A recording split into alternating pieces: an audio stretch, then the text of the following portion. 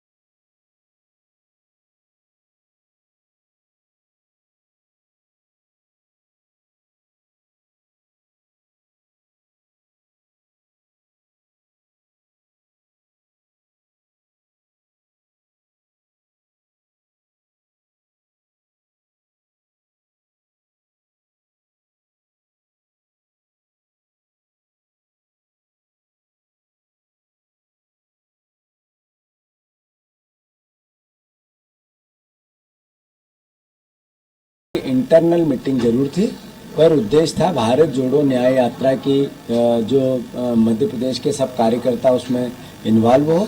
न्याय की बात हो रही तो सब पीड़ितों तक ये भावना अच्छे से जाए। राहुल गांधी की जो यात्रा है वो देश की यात्रा है और मैं समझता हूँ उस यात्रा में सबका ज्यादा से ज्यादा सहभागिता बने। बहरहाल लोकसभा चुनाव सिर पर है।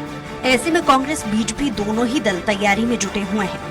ऐसे में देखने वाली बात होगी कि आने वाले समय में लोकसभा चुनाव में आखिर किस दल को कामयाबी मिलती है। सलमान खान, स्वराज एक्सप्रेस।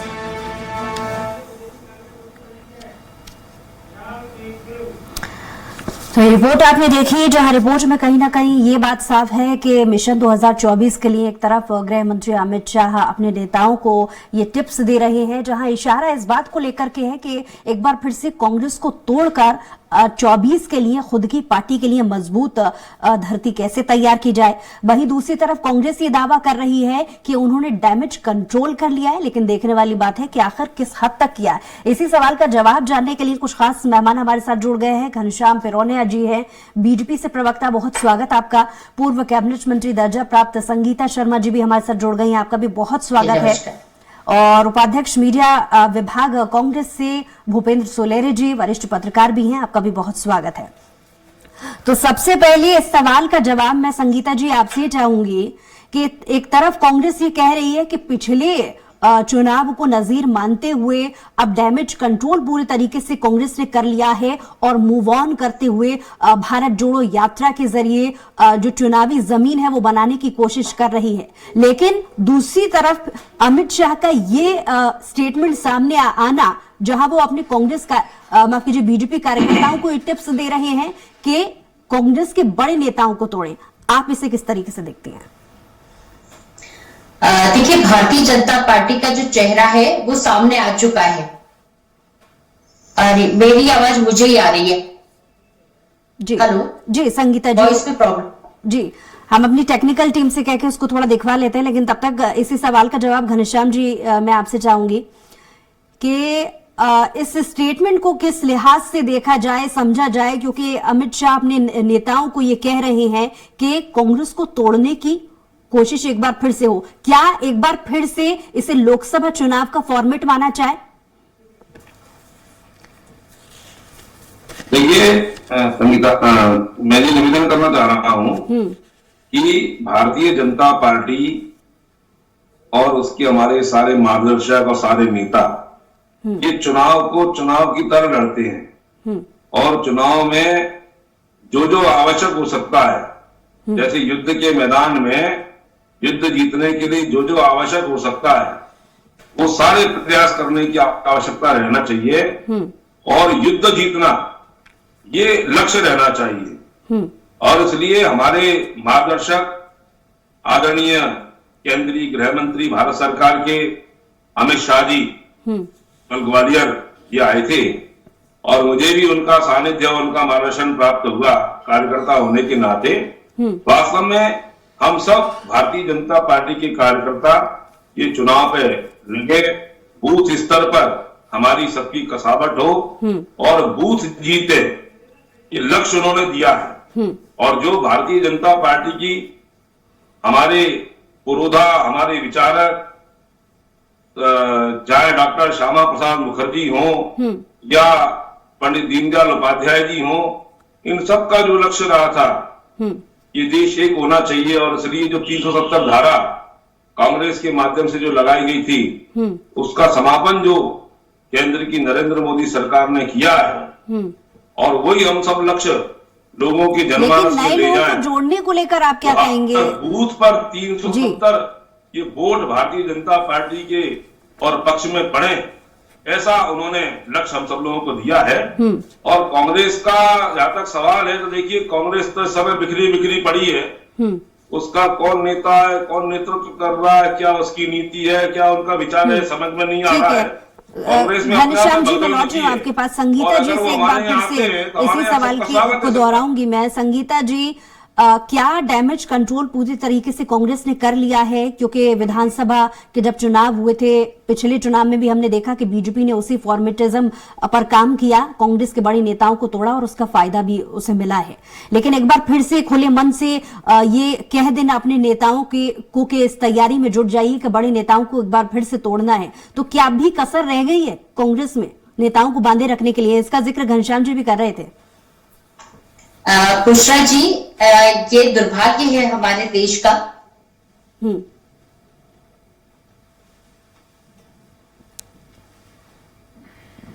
अंग्रेज तोड़ा करते थे, वैसे भी इन्होंने तोड़ने का काम किया।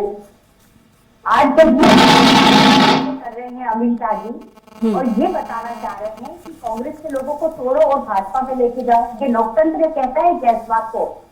और ये जो तोड़ने का काम इन्होंने शुरू किया है, पहले विधायकों को तोड़ा, धन बल से तोड़ा, ईडी सीबीआई से तोड़ा, और ये लोकतांत्रिक बातें हैं क्या देश के अंदर? ऐसी बातें होना चाहिए कि विपक्ष को तोड़ो। 70 साल कांग्रेस पार्टी ने भी देश में सरकारें चलाई है, परंतु किसी दल को तोड़ने का काम नहीं किया है। और जिस तरीके से ये अलोकतांत्रिक बातें सार्वजनिक तौर पर कर रहे हैं, इनके ऊपर तो ऑफिशियल कार्रवाई होना चाहिए और कानूनी कार्रवाई होना चाहिए अमित शाह जी पर। किस तरीके से ये अलोकतांत्रिक तरीके से अपने कार्यकर्ताओं को कह रहे हैं कि कांग्रेस पार्टी के कार्यकर्ताओं को तोड़ो कि बूथ पर बैठने वाला तक ना मिले। तो ये बात मुझे लगता है कि सरासर गलत है और चुनाव आयोग को भी इस पर संज्ञान लेना चाहिए। ये अलोकतांत्रिक बातें करके देश का माहौल बिगाड़ने का कार्य कर रहे हैं। जहां तक अमित शाह जी का कहना है कि जो जो भी इन्होंने आज तक की घोषणाएं की है, उन घोषणाओं को कभी पूरा नहीं किया। इन्होंने कहा 2 करोड़ रोजगार देंगे, प्रधानमंत्री जी ने कहा आज तक 2 करोड़ रोजगार भी दिए। इन्होंने एमएसपी देने की किसानों को बात की थी, वो पूरा नहीं किया। इन्होंने 15-15 लाख देने का कहा था, वो पूरा नहीं किया। और जो जुमले उसको कहा, अमित शाह जी आके बोलते हैं कि वो तो मोदी जी का जुमला था, चुनावी जुमला था। अब उस चुनावी जुमलों को उन्होंने मोदी जी की गारंटी कर दिया है, तो देश की जनता इनके ऊपर विश्वास नहीं कर रही है। और देश की जनता ने देख लिया कि किस तरीके से पहले ये झूठ बोलते हैं, राज करते हैं और बाद में उसे जुमला कह देते हैं। और आज देश की जो रीढ़ की हड्डी है हमारा लोकतंत्र, उसे तोड़ने का काम कर रहे हैं। तो अमित शाह जी को समझ लेना चाहिए कि देश के अंदर जो भारतीय राष्ट्रीय कांग्रेस है, उससे शुरू से देश को जोड़ने का काम किया है। और आज राहुल गांधी जी भी देश को जोड़ने के लिए निकल रहे हैं और देश के नागरिकों को न्याय दिलाना चाहते हैं। भाजपा की सरकार ने न महिलाओं को न्याय दिया, न खिलाड़ियों को न्याय दिया, न किसानों को न्याय दिया। हमारी जो पहलवान साथी, लेकिन बीजेपी की तरफ से यही सवाल है कि आपकी क्या तैयारी है लोकसभा चुनाव के लिए? कांग्रेस की क्या तैयारी है? वो तो अपनी तैयारी दिखा रहे हैं और ये कह रहे हैं कि किस फॉर्मेट पर आगे वो चलने वाली है, लेकिन कांग्रेस की क्या तैयारी है? देखिए, भाजपा अगर हमसे ये पूछे हमारी क्या तैयारी है, तो हम अपनी रणनीति भाजपा को क्यों बताएं? हमारी रणनीति बन चुकी है। लोकसभा चुनाव हमें किस तरीके से लड़ना है, ये हमारी तैयारी हो चुकी है।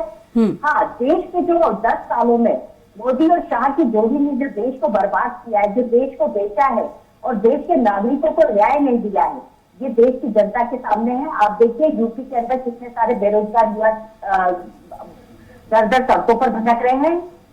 आप देखिए कि किसान को किस तरीके से पुलों पर और उस पर होकर गुजरना पड़ रहा है। उनको आने नहीं दिया जा रहा है दिल्ली तक, उनको एमएसपी नहीं दिया जा रहा है। 3 झूठे कानून दे गए, तो क्या किसान चुप बैठेगा? देश का युवा चुप बैठेगा? महिलाएं चुप बैठेगी जिन महिलाओं के साथ अन्याय हो रहा है? तो पूरा हमारी तो तैयारी। ठीक है, अब भूपेंद्र जी से मैं जवाब चाहूंगी। भूपेंद्र जी, राहुल गांधी जी मध्य प्रदेश एक तरफ कांग्रेस का ये मानना है कि उनके पास मुद्दे कई हैं और मूल मुद्दों से बीजेपी भटक कर सिर्फ एक ही चीज को टारगेट कर रही है, कांग्रेस को तोड़ना। दूसरी तरफ कांग्रेस अपने आप में मुतमईन होती हुई ये दर्शाती हुई नजर आ रही है कि सब कुछ all is well, damage control कर लिया है। लेकिन क्या वाकई? भूपेंद्र जी देखिए, देश लोकसभा के चुनाव के मुहायने पर खड़ा हुआ है और 5 विधानसभा के चुनाव हुए। उस परिणाम में हमको ये दिखाई दिया और ये बारीक से देखा गया कि आया राम गया राम तो चुनाव में होता ही है, लेकिन जो लार्ज स्केल पे सत्ता से विहीन पार्टी है, जैसे कई राज्यों में, जैसे मध्य प्रदेश में आप देखिए 5वां टर्म्स है ये चुनाव का, 20 साल से सत्ता से है, केंद्र में 10 साल से है। तो ये जो चुनाव और बीजेपी के राज बढ़ते चले जा रहे हैं, तो अपने कुनबे को पहले संभालना बहुत बड़ी बात है और बहुत कठिनाई। सबसे पहले तो उनको वो करना है। दूसरी बात, मैनेजमेंट अपने बूथ लेवल तक मजबूत करना, कि जो बूथ का कार्यकर्ता होता है, जो वो वहां के एक 800 या 900 वोट होता है, वो घर घर टूट जानता है और उसकी तैयारी को कहां अपने संगठन की विचारधारा उस पर डलवाना। तो ये एक बहुत बड़ा पार्टी के लेवल पे काम होता है और बीजेपी इसके लिए लगातार प्रयास कर रही है। देखिए, बड़े बड़े नेता भी बूथ लेवल तक काम के नेता कह रहे हैं अभी, जैसे अमित शाह। दूसरी बात, जो बात रही कि पार्टी को तोड़ने और उनके कार्यकर्ताओं को, तो देखिए क्या होता है, जब संगठन सरकार के साथ रहता है तो जो विचारधारा के साथ जुड़ा रहता है वो तो खड़ा रहता है, लेकिन जो अपने पृष्ठभूमि है, राजनीति पृष्ठभूमि है या व्यापारिक पृष्ठभूमि है या अपनी महत्वाकांक्षाएं हैं, तो वो पार्टी के साथ जाते हैं। और देखिए, हमने तो हर बार चुनाव में देखा है कि जैसे ही चुनाव आते हैं, जिनका उम्मीदवार, अब टिकट एक मिलना है, उम्मीदवार 10 हैं, तो निश्चित रूप से वो अपनी दूसरी पार्टियों में संभावना देखते हैं और जाते हैं। तो ये, लेकिन कांग्रेस की स्थिति एक समय ऐसी थी कि जो आज बीजेपी की है। अगर आप देखें, इमरजेंसी के बाद अगर जब जनता पार्टी की सरकार रही और संयुक्त मोर्चा के रूप में इंदिरा गांधी के अगेंस्ट चुनाव लड़ा गया, तो वो उन्होंने मोरारजी देसाई की 2.5 साल सरकार नहीं चलने दी और उस सरकार के अगेंस्ट उन्होंने एक चौधरी चरण सिंह जी को मुख्यमंत्री प्रधानमंत्री बनाया और वो न चल के फिर देखिए, फिर इलेक्शन आए, फिर कांग्रेस आई। और अगर अपन उसको दूसरी स्थिति में भी देखें अपन, तो एक स्थिति ये आती है कि अपनी ये अभी जो बीपी सिंह की गवर्नमेंट आई थी जब राजीव गांधी के बाद, तो उन्होंने भी उस सरकार को नहीं चलने दिया था। एक प्रयोग साबित हुआ और उस देश को 3 प्रधानमंत्री मिले थे, चंद्रशेखर के रूप में, इंद्र कुमार गुजराल के रूप में।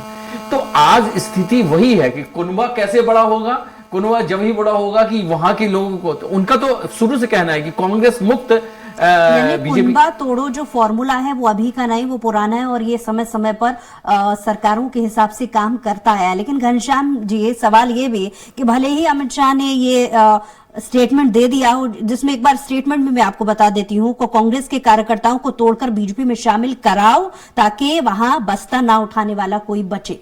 खैर, एक तरीके से उन्होंने ये समझा दिया अपने नेताओं को कि आप कांग्रेस के बड़े नेताओं को तोड़ करके लेके आई है। लेकिन क्या आपको ये नहीं लगता कि इसमें आपकी पार्टी के जो बड़े नेता हैं उन्हीं को मुश्किल आने वाली है? क्योंकि जाहिर है जो बड़े नेता आपकी पार्टी में शामिल होंगे तो उन्हें भी अच्छी जिम्मेदारी देनी होगी। घमासान की स्थिति ऐसा ना हो कि बीजेपी में निर्मित हो जाए। देखिए, अभी मैं सुन रहा था हमारे कांग्रेस की दीदी को। मैं निवेदन करना चाहता हूं कि भारतीय जनता पार्टी कभी अलोकतांत्रिक कार्य नहीं करती है। अभी उपन जी भी कह रहे थे कि इमरजेंसी लगाना, मीसा लगाना, लोकतंत्र का गला घोटना, ये कांग्रेस का हमेशा से काम रहा है। और आज कांग्रेस के लोग ये आरोप लगा रहे हैं कि साहब वो कह रहे हैं कि कांग्रेस को तोड़ना है। भैया, आपको अपना घर ही नहीं समझ में आ रहा है, आपको अपना कुनबा समझ में नहीं आ रहा है, आपको आपके लोग संभालने में नहीं आ रहे हैं और भाजपा पर ठिकरा फोड़ने का काम कर रहे हैं। आप देखिए ना भाई, हमने कहा ना प्रारंभ में कि चुनाव को चुनाव की तरीके से लड़ रहे हैं और हमने जो लक्ष्य हमारे नेता ने दिया है कि सबका साथ, सबका विकास, सबका प्रयास और सब में विश्वास। भाई, जो इस देश को परम वैभव के शिखर पर पहुंचाना चाहते हैं, भारत को विकसित भारत के रूप में देखना चाहते हैं, ऐसे सब लोगों के लिए प्लेटफॉर्म भारतीय जनता पार्टी के माध्यम से इस देश को विश्व गुरु बनाने के लिए, निरूपित करने के लिए हमने खोला है। अब घनश्याम जी, लेकिन ये मेरे सवाल का जवाब नहीं है। अगर बड़े नेता बीजेपी में आ जाएंगे तो क्या मुश्किलें बीजेपी के लिए नहीं खड़ी होने वाली है? ये मैं इसलिए भी पूछ रही हूँ क्योंकि साथ ही साथ अमित शाह जी ने ये भी अपनी टिप्स जो है अपने कार्यकर्ताओं को दी है। उन्होंने इसमें सख्त लहजे में उन्होंने ये कहा है कि आप उनको जोड़ेंगे तो आपके अधिकार नहीं लेंगे। ये समझाने की कोशिश क्यों? ये समझाने की आवश्यकता बीजेपी में कब से आ गई? भारतीय जनता पार्टी का कार्यकर्ता ये निष्ठावान कार्यकर्ता होता है। वो विचार के लिए काम करता है, वो एक संकल्प को पूरा करने के लिए काम करता है। उसके सामने और किसी प्रकार का लक्ष्य नहीं रहता है। तेरा वैभव अमर रहे मां, हम दिन चार रहे ना रहे, ये लक्ष्य लेकर के लंबे समय से भारतीय जनता पार्टी की तमाम सारी पीढ़ियां खप गई और आज जो लक्ष्य हमारे नेताओं ने देखा था उसको साकार होते हुए हम देख रहे हैं। देखिए, आज अयोध्या में भव्य राम मंदिर का निर्माण, ये हमारे संकल्प पत्र में, हमारे घोषणा पत्र में था और उसको साकार करने का काम नरेंद्र मोदी जी के नेतृत्व में हुआ है। आप देखिए, कश्मीर से 370 धारा हटाने का काम यह हमारे घोषणा पत्र, संकल्प पत्र में था। और आज आप देखेंगे, हम लोग जब नारा लगाते थे कि जहां हुए बलिदान मुखर्जी वो कश्मीर हमारा है, आज आप देखिए कश्मीर की आबो हवा बदलने का काम प्रधानमंत्री नरेंद्र मोदी जी के माध्यम से हुआ है। और इसलिए 47 में हम सबका जो लक्ष्य है प्रधानमंत्री जी का, विकसित भारत का, वो विकसित भारत के लक्ष्य को हासिल करने में सबको साथ में लेकर के, जो हमारे जवाब ले लेते हैं, सबको साथ में लेकर के हम उस लक्ष्य को पूरा करेंगे। संगीता जी से इसका जवाब लेते हैं। संगीता जी, इसमें कोई दो राय नहीं कि लगातार देखा जा रहा है कि अगर इस तरीके की खबरें भी मीडिया के माध्यम से उछाली जा रही है कि कांग्रेस के बड़े नेता बीजेपी के संपर्क में, आपको नहीं लगता कि कहीं ना कहीं इसका असर लोकसभा के चुनाव पर भी पड़ सकता है? अगर खबरों पे खंडन करने की भी बात है तो बड़े जो नेता है कांग्रेस के, उन्हें सामने आकर मीडिया के सामने ये कहने की आवश्यकता है कि ऐसा कुछ भी नहीं है, क्योंकि कहीं ना कहीं इस बात को भी जन्म लेती हैं ऐसी खबरें कि अंदरूनी कलह है और डैमेज कंट्रोल की जो कोशिशें हैं वो अब भी कांग्रेस में है। आपको नहीं लगता संगीता जी? देखिए, हमने तो स्पष्ट तौर पर कह दिया था कि जो फूल छाप कांग्रेसी है, जो भाजपा के गोद में बैठे हुए हैं और कांग्रेस के अंदर बैठे हैं, वो खुद ही भाजपा में चले गए हैं। और अब जो सच्चे और कर्मठ और जो विचारधारा के साथ जुड़े हैं वो कांग्रेस के आज भी हमारे साथ है। और हम लोकसभा की तैयारी कर रहे हैं। ये भाजपा प्रवक्ता कह रहे हैं कि सबका साथ, सबका विकास, सबका, तो इन्होंने सबका साथ तो लिया, जनता से टैक्स तो लिया, पर विकास उद्योगपतियों का किया। सबका विकास की बात की और विकास उद्योगपतियों का किया। इन्होंने कर्ज माफ किया, उद्योगपतियों का, किसानों का कर्ज माफ किया। आज आप देखेंगे भारतीय जनता पार्टी ने कहा है, नरेंद्र मोदी जी ने कहा है कि सबका विकास और सबका विश्वास साथ में लेकर के सबका विकास हो रहा है। कांग्रेस के जमाने में कभी गरीबों का विकास नहीं हुआ, कांग्रेस ने कभी गरीबों का कल्याण क्योंकि करने का समय की काम कमी नहीं है, मैं किया। चाहूंगी कि भूपेंद्र जी से भी एक प्रतिक्रिया लेना। शांत हो जाइए घनश्याम जी, समय दे दिया था मैंने आपको, क्योंकि समय की कमी है, सबकी बराबर से प्रतिक्रिया मैं चाहती हूँ। भूपेंद्र जी से मैं प्रतिक्रिया चाहूंगी, क्या लगता है कि कांग्रेस को कितनी मुश्किलें और आने वाले समय में उठानी पड़ सकती है लोकसभा चुनाव के लिए तैयारी करने को लेकर? क्या पूरा फोकस कांग्रेस का भारत जोड़ो न्याय यात्रा को लेकर के ही रह गया? भूपेंद्र जी, देखिए, भाजपा के प्रवक्ता यदि बीच में इंटरप्ट करेंगे और बीच में अगर टोकेंगे तो फिर इस तरीके से बीच में संभव नहीं है। मैं इनके बीच में एक बार भी नहीं बोली, तो ये बीच में नहीं बोलना चाहिए। इसलिए मैंने टोका घनश्याम जी को। संगीता जी, क्योंकि समय की कमी, माफ कीजिए, मैं चाहूंगी कि भूपेंद्र जी की भी इसमें प्रतिक्रिया हो पाए। और भगवान राम का मंदिर, ठीक है संगीता जी, समय की कमी है। नहीं, आप उनका कहेंगे कि बीच में ना बोले भाजपा प्रवक्ता, और यदि वो बीच में बोलेंगे तो फिर हमसे बीच में बोलेंगे। 128 वर्ष पुरानी कांग्रेस पार्टी है और कांग्रेस पार्टी के पास, जी मैंने इसलिए उनको टोका भी और आपको भी मैंने पूरा समय दिया। कर्ज इन्होंने उद्योगपतियों का बांटा। 370 के बाद किसका फायदा हुआ, किसका नुकसान हुआ, ये देश की जनता को बताइए। क्यों इन्होंने 2 करोड़ रोजगार दे दिए, क्यों महिलाओं को न्याय नहीं मिल रहा है, इस तरीके की बात आप क्यों करते? और जब हम एक ही आपकी पूरी सुनते तो आपको भी हमारी सुनना चाहिए।